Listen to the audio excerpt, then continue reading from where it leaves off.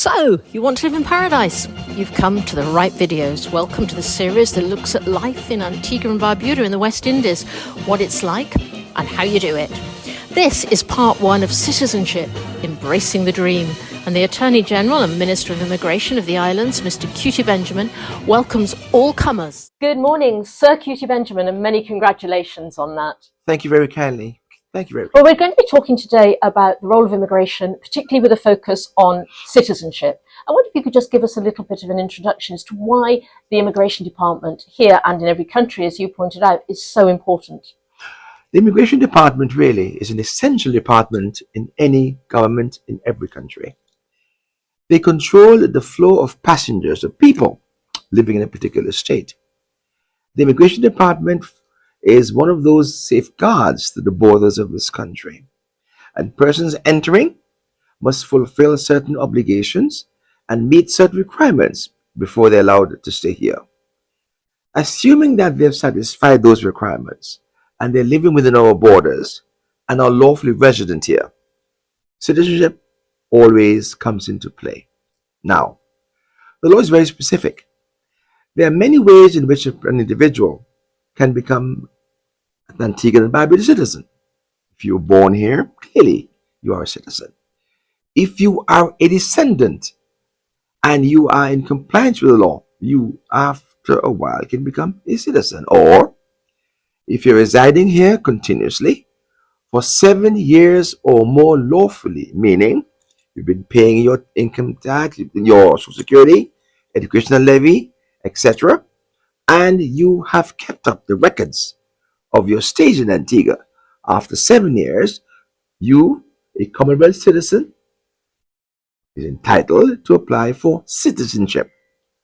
One goes to the immigration to regularize the position.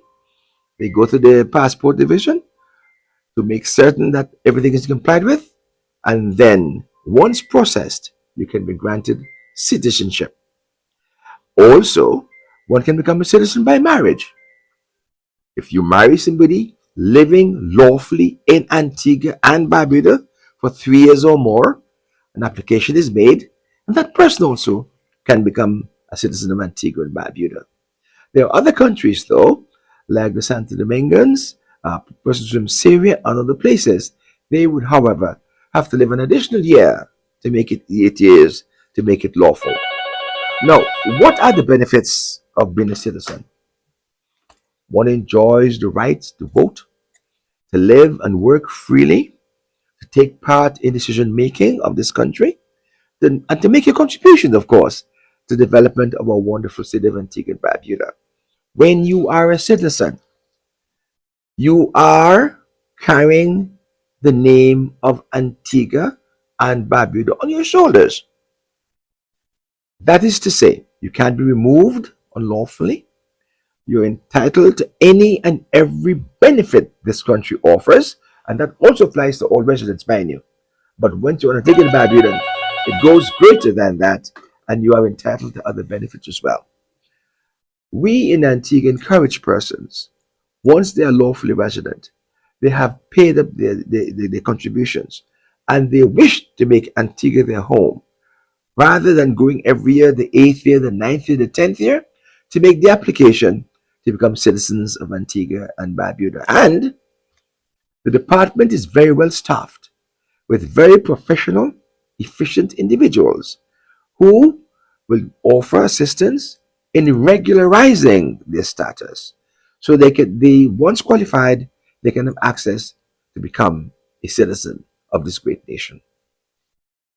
Sir, a lot of people who think they are entitled to citizenship, who've been here perhaps for 20 years, but never regularised their position, they have a little bit of a shock, I think, when they go to immigration. Is there anything that they can do to retrospectively regularise their position?